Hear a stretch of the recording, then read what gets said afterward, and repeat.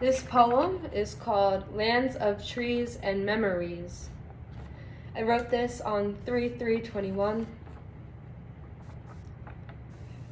Paper, receipts, and others needing to cut down other trees, to press in and carry with the black ink of something printed, of something documented and recorded just for me, made by others like typewriters as newspapers with stories, containing histories to look back at and remember the smaller details of life that many don't think matters. I used to deny a paper copy of the dollars I'd spent on dinner and the contents of what I ate and ordered. Now I say yes instead of no for a memory, like food I wouldn't buy out of distaste for giving my body everything I needed, because I didn't want to take nothing from anything. I took what I didn't want to eat but could have for granted. I will keep sometimes menu items of transactional labor, but not open the folded paper again until many moments later.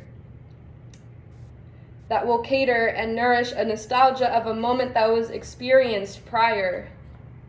Whether I fold in stacks as if the wealth in my wallet were not the cash I held in it, rather the stacks of the white, pure papers of the things I've collected and wanted to treasure in accumulation, because wealth was a collection of memories I can remember. Crumpled up with fingers, choosing not to view the price of what I received. New or used, never thrifted, of what I gathered. Right chest pocket stored the check paid in full, or pocketed deep down, filling the insides of layered coats. I usually don't care how much I spend, because it matters if I want the thing then in the moment.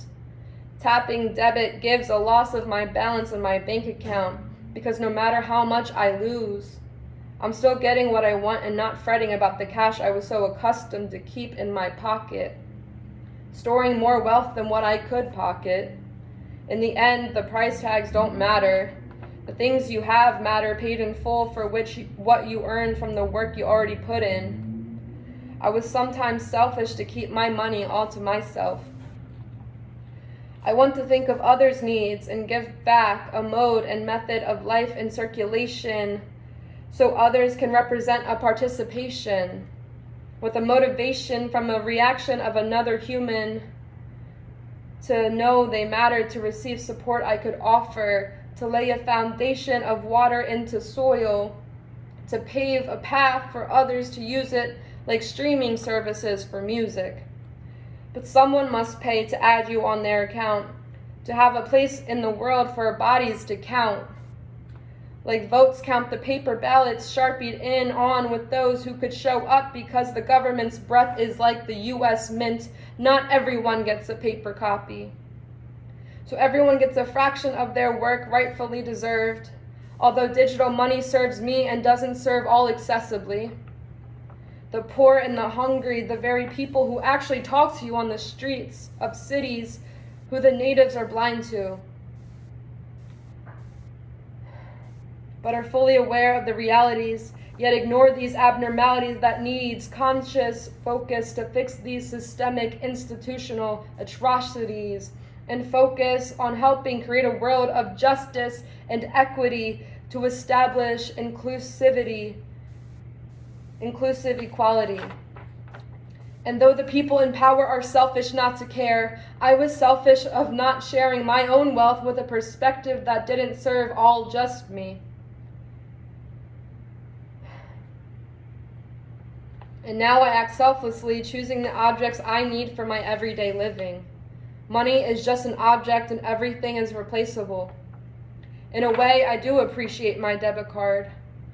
I already actively avoid calculating the decline of objectified wealth.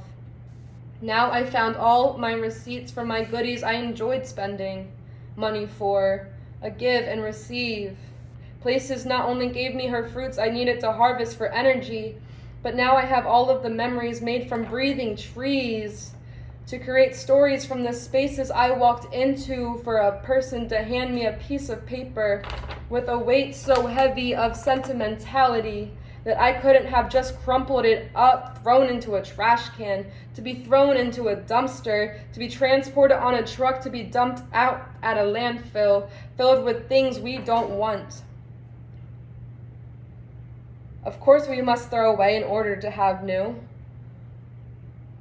But I knew that if I could keep a thin slice of a keepsake of a moment, in time I could recall receiving what I'd paid for. Memory is wealth because knowledge is a power nobody can take away from you. Will always remember, especially when everything else is stripped of you, whether you wanted to shed everything or forcibly without surrender. We must surrender to the profit of capitalism. We must arrest the offender that stole the wealth of bodies, of lives monetized into labor, that is categorized, institutionalized, that has dominating power to disenfranchise. We must not discredit ourselves from the relationship of giving and receiving. Take care of yourself and then take care of your community. It will be reciprocated in time. We must feed the hungry who need it most for those in poverty. It was never their fault, period. No one asks not to have a home and live on the streets without a place to park outside of a home you can call your own, living in a space with your name attached on the address. Everyone wants that. Not everybody is able to have that, though. Cash can be burned just like the rich homes made of wood that can be torn down and dismantled like a wolf with the strongest wind. But remember the roots of huts that stored homes, the clay mud who held homes, the bricks and stones that exteriorized the bones of bodies that need a warm room temperature to rest.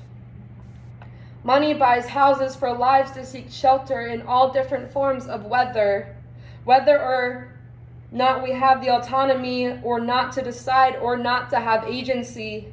Humans without homes are susceptible to harsh weather, like our ancestors could bear the burning heat or the freezing cold. Not every body has the place outside of internal space to call home with their name attached to an address with a driveway or porch to sit on and enjoy life in. Not every body is accustomed to bear the harshness of the forecasts of life, especially when they're unpredictable. It is nobody's fault where they end up if their destiny wasn't entirely planned with them in mind. Don't leave them behind. Save your money enough for you and enough for each other, because we need to stick together so we can survive, so we can say we thrived among one another. Like receipts come from hand to hand, hand in hand.